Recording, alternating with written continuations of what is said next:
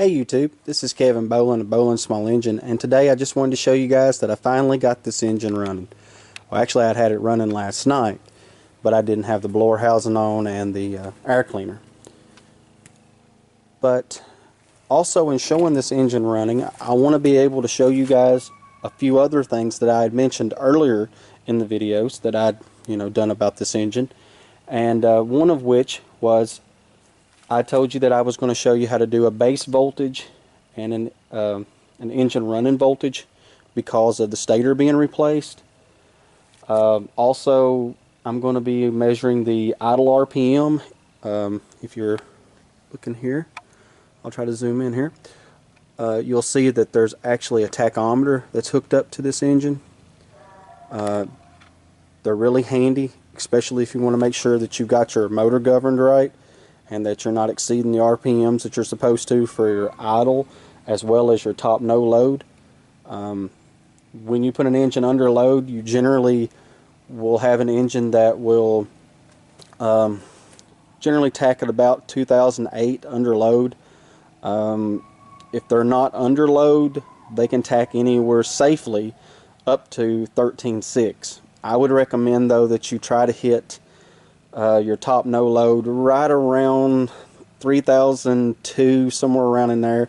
If it's slightly under, it's not too bad, but I would tell you, you really don't want to push the threshold of the 3600 revolutions that Briggs tells you, because honestly they don't tend to hold up that well when you're maxing out the RPMs. So without further ado, I'm going to go ahead and get into this. I want to show you that on my stationary, I actually have a voltage meter, which you can see. It's controlled by, of course, a key switch. And if you're wondering what the little red light is at the top, I call that my idiot light. The children like to come out every now and then and turn my stationary on, and they'll walk away from it with the key on. Why, I have no idea. They're just children, I guess. Kids will be kids, but if they see the light, they know that they've left it on, and it gives them an opportunity to come back and turn it off. And I have to admit, they're pretty diligent about doing so. As many times as I've complained anyway. Maybe I've stressed that point to them. It's hard to say. But I'm going to go ahead and turn the key at this point and show you on the meter what happens. You can see that the ampage meter or voltage meter actually shows you 12, little over 12 volts in it right now. So I'm going to go ahead and turn this off, and I'm going to use a multimeter, which I'm going to be able to show you. I have it turned on presently, but I want to show you guys basically this multimeter and the settings of how you go about this. You want to find you a really good multimeter that will measure voltage. Most all of them will nowadays. So I'm just going to go ahead and get into this. You want to turn it to 12 volts, and you want to make sure that it's on the DC setting. Now on mine, this multimeter that I have here, as you can see, I've got an AC and a DC. The AC is if I push the button completely down. The DC is if I had it completely up. As of right now, it's in the up position, so I've got it in the right position. You want to do this because you don't want to tear up your multimeters, okay? So keep that in mind. I've presently got the negative cable hooked up to the battery, as you can see, and now we're going to go ahead and apply the positive wire to the battery, and as you can see, we have a base of 12.44. The reason you want to take a base on your battery is if you have an electric clutch, okay, you will know what your battery started out with. Okay, so this was, base voltage was 12.44. And as I was saying, you want to do that so that you'll know what your battery's base was when you originally started, okay? And then you'll be able to see what your engine's running voltage will be just a little bit later. At this point, I'm going to go ahead and start the engine.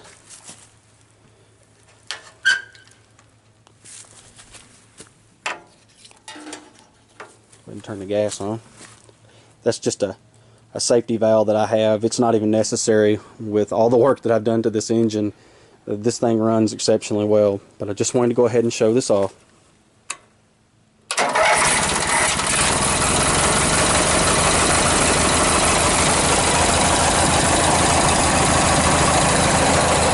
This is the idle RPM. You want it to be around 1650 to 1750. This engine is cold, so obviously it's going to take it a little while to get warmed up. When it's warmed up, I can assure you, generally it's right at about 1750, somewhere around in there. It's okay if it's just a little high, but you don't want to go over 19, okay? So at this point, the engine's running. Sounds pretty good. I think you guys will like that.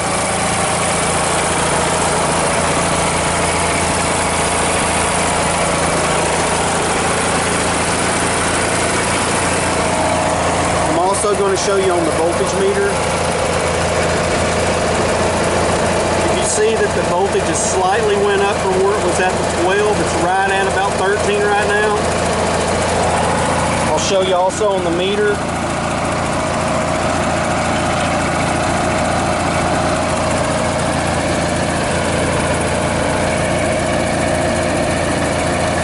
See, we had 12.44 and now we got 12.64. 65, you can see it's gradually climbing. Now at this point, as I say, I'm going to accelerate the engine. You're going to see this meter go up dramatically. It's probably going to pull right at about 14 volts.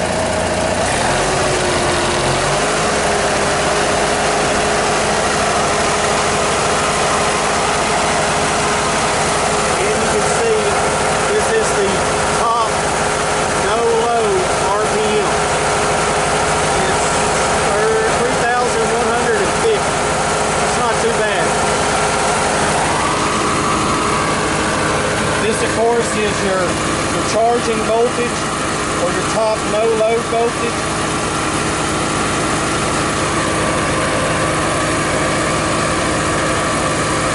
1327, that's not bad. Anything over 13 is considered pretty good. I will tell you though, once this gets a running, that 13, 34, 35, whatever we're getting, it'll be really close to about 1380 by the time the engine's run for maybe 20 minutes.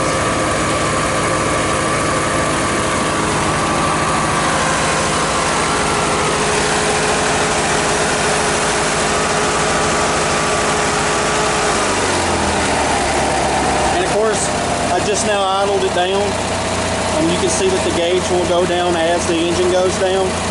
So you know the charging system's working pretty well. And right there, I'm right on the money. Just as I said, you know, your idle RPM is going to be at about, you know, 1,750 is what I was aiming for. This is 1,740. That's not too bad. So I'm well within the threshold of where I should be. There we go. You can see.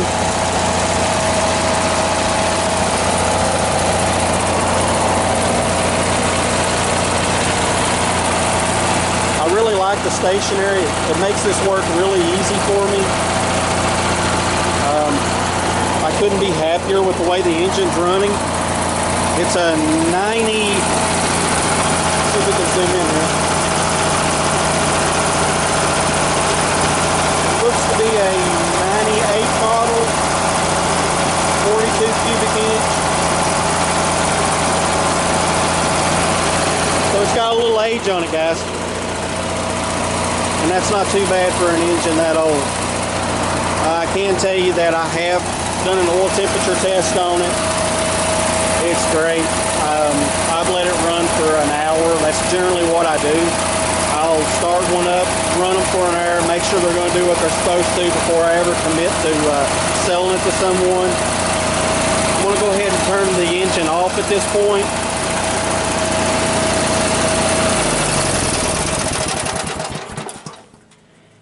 And I'll explain more about why it's pretty important to have a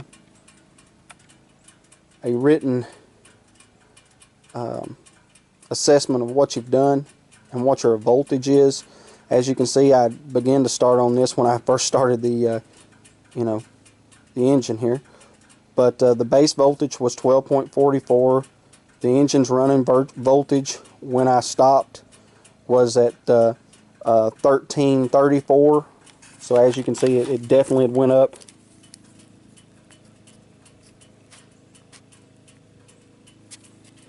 The idle RPM, we hit our mark. It was at I'm just going to say 1740. You want to actually try to aim for 1750, but that's not bad. Okay, anything above 16, okay, is considered good. You don't want to go above 1800 revolutions per minute for your idle. Although there are some people that like to have their engines idling just a little higher than others. But Briggs actually recommends that you try to hit about the 1750 for most of their engines. The twin cylinders, I don't think they're any exception. Okay, I've been doing this for years and I've had no one complain. I will tell you that there are different specs for different engines as to the idle RPM, but general rule of thumb is 1750. Of course, your top no load RPM would have been at 3,000. I think it was 3,130. This is actually just a little bit on the low side. I'll try to tweak it and get it up to about 3,200. That's what I prefer. Briggs will actually prefer that you try to hit that maximum mark of 3,600, but I really don't recommend that. I have never had any problem tacking mine at 3,200, for a no load situation. And as I say, once you put the engine under load, most all your engines will fall at about 2,800 revolutions a minute. Okay, and that's really what you want for your load. Okay. As I said before, there's an oil temperature after 10 minutes at 2,800. If you can keep your oil right at about 280 to 300 degrees, that's not too bad. Okay. I will tell you, if it looks like it's been boiling, that you're in trouble. Okay. I'm not sure as to what our oil temperature would be right now. I could easily find that out, and I'll actually do a test on the oil, and I'll actually write it in the description when I'm posting this video. Unfortunately, I don't have the meter here at this present moment. I'm going to have to go and get it, I think, out of the car. I just done an engine about 2 days ago where I needed it, so I'll have to get it out of the car and come back, and as I say, I'll take a temperature reading on the oil. The reason that I have model, type, and code on these, I was going to mention this and almost neglected to. You're going to come in contact with a lot of people when you do engines like this, especially the way that I do, that will lie about what you've done to the engine.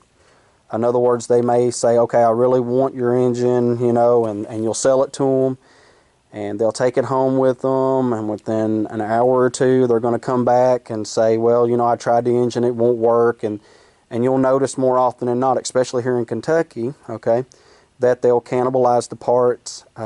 They'll take, the starters off, and the carburetors, they'll try to exchange their carburetor with your carburetor. It's just a mess when you get into a situation like that. So what I do is, if they're trying to lie about an engine, I'll turn around and take the model, type, and code off of the engine. And I'm also a little sneakier than that. I will actually place certain little marks on parts as I put an engine together that only I know where they are, and I will record with my camera where those marks are. That way, if you do sell the engine and you have some little prick who's trying to basically cannibalize your parts and give you a screwing, you have the opportunity to call them on it. And believe me, I have. And when they're faced with that evident truth, and you're showing them the camera and you're showing them, the part that was put on the engine, oh, they get really pissed off, okay? because they know they're caught, they look stupid, and you know, it can be a mess. But at the same time, you also know that you can take these people and put them on Facebook and warn other mechanics about their shady dealings. And I'll be honest, here in Kentucky, a lot of your small engine mechanics, or should I say technicians, we watch out for each other, we watch each other's backs, and we know shady characters when we see them, and we tell each other about them. So if you're ever wondering, if you're one of these shady people that do this, and you're ever wondering when you go to a shop as to why they may seem potentially too busy to help you, that's actually why. So keep that in mind, that if you are doing this, you're better off just to stop. We stick together, okay? And it's just a smart idea just to do the right thing, okay? I'm going to go ahead and end this video at this point, and I'm going to go ahead and place it on YouTube.